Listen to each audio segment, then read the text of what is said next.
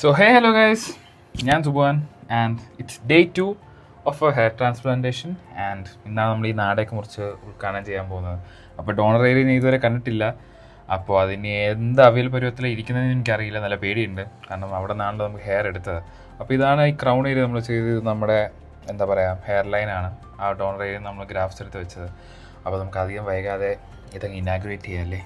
വാ ഗൈസ്.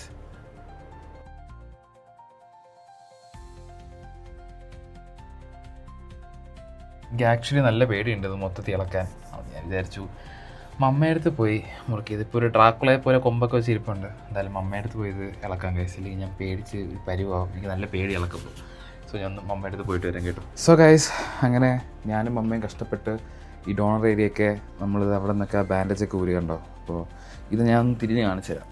അപ്പോൾ ഇതാണ് നമ്മുടെ എന്താ പറയുക ഡോണർ ഏരിയ. ഇവിടെ നിന്നാണ് നമ്മൾ എല്ലാം എടുത്തിട്ട് നമ്മളത് ഇവിടെയും നമ്മുടെ ക്രൗൺ ഏരിയയിലേക്ക് വെച്ചിട്ടുള്ളത്. സോ അതെടുക്കാൻ കുറച്ച് പാടായിരുന്നു, വിചാരിച്ച പോലെ അത്ര എളുപ്പമല്ലായിരുന്നു. കാരണം ഇവിടെ കുറച്ച് സ്റ്റിക്കി ആയിട്ടിരുന്നപ്പോൾ ഞാൻ ശരിക്കും പറഞ്ഞാൽ 2 തവണ ഹെയർ ട്രാൻസ്പ്ലാന്റ് ചെയ്ത വേദന അനുഭവിക്കേണ്ടത്. അത് ഭയങ്കരമായിട്ട് സ്റ്റിക്ക് ചെയ്തിരുന്നു. അപ്പോൾ എനിക്ക് കുറച്ച് പെയിൻഫുൾ ആയിരുന്നു ഇളക്കാനായിട്ട്. പിന്നെ അവരെനിക്ക് ഹോസ്പിറ്റലിൽ നിന്ന് ഓൾറെഡി നമുക്കൊരു സലൈൻ വാട്ടർ തന്നിട്ടുണ്ടായിരുന്നു, അതുപോലെ തന്നെ നമുക്കൊരു സിറിഞ്ച് തന്നിട്ടുണ്ടായിരുന്നു. സോ ഇത് രണ്ടും വെച്ച് ഞാൻ ജസ്റ്റ് ഒന്ന് എന്താ പറയുക സലൈൻ വാട്ടർ വെച്ച് ജസ്റ്റ് ഒന്ന് ആ പഞ്ഞിയൊക്കെ ഒന്ന് ഡിസോൾവ് ആക്കി പതുക്കെ മമ്മ ഇളക്കി തന്നു.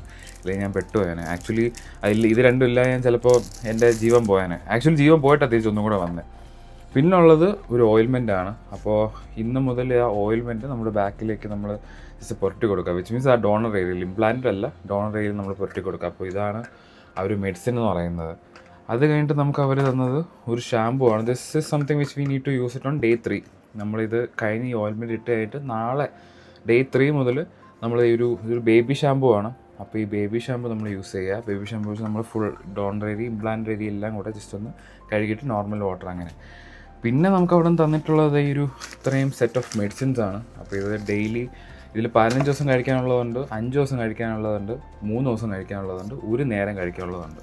അപ്പോൾ ഒരു നേരത്തെ ഞാൻ ഏകദേശം കഴിഞ്ഞു. ഇത് കാലിയാണ്, ഇതിൻ്റെ അകത്തൊന്നുമില്ല. ബാക്കി ഇനി ഇത്രയും മെഡിസിൻസ് എനിക്കുണ്ട് 15 ദിവസം ഫോളോ അപ്പ് ചെയ്യാനും 3ഉം 5ഉം ദിവസമായിട്ട്. സോ ഇത്രയേ ഉള്ളൂ. ഇതാണ് എനിക്ക് അവിടെ നിന്നിട്ട് ഒരു മെഡിസിൻ കിട്ടും. അപ്പോൾ ഞാൻ വിചാരിക്കുന്നു നാളത്തെ ഒരു വീഡിയോയിൽ നമുക്കിത് എന്താണ് ട്രീറ്റ്മെൻ്റ് എന്നും നമ്മൾ എന്തൊക്കെ സ്പ്രേ ചെയ്ത് ഞാൻ ഇപ്പോൾ കാണിച്ചെന്നില്ല. ഇതൊരു സലൈൻ വാട്ടറാണ്. ഇത് എങ്ങനെ സ്പ്രേ ചെയ്യുന്നതെന്നും നമ്മുടെ ഈ മരുന്ന് എങ്ങനെ പുരട്ടുന്നതെന്നും ഒക്കെ ഉള്ളത്, ഏതൊക്കെ മരുന്ന് ഞാൻ കഴിക്കുന്നുണ്ടെന്നും അതിൻ്റെ ഒരു ഇതായിട്ട് നമുക്ക് ഡേ 3 നമുക്ക് ചെയ്യാം. അപ്പോൾ അത്രേ ഉള്ളൂ guys, day 2. So that's all. അപ്പോൾ ഇത്രയേ ഉള്ളൂ. ബാൻഡേജൊക്കെ ഊരി ഇപ്പോൾ സെറ്റാണ്. കുറച്ച് പെയിൻ ഉണ്ട്.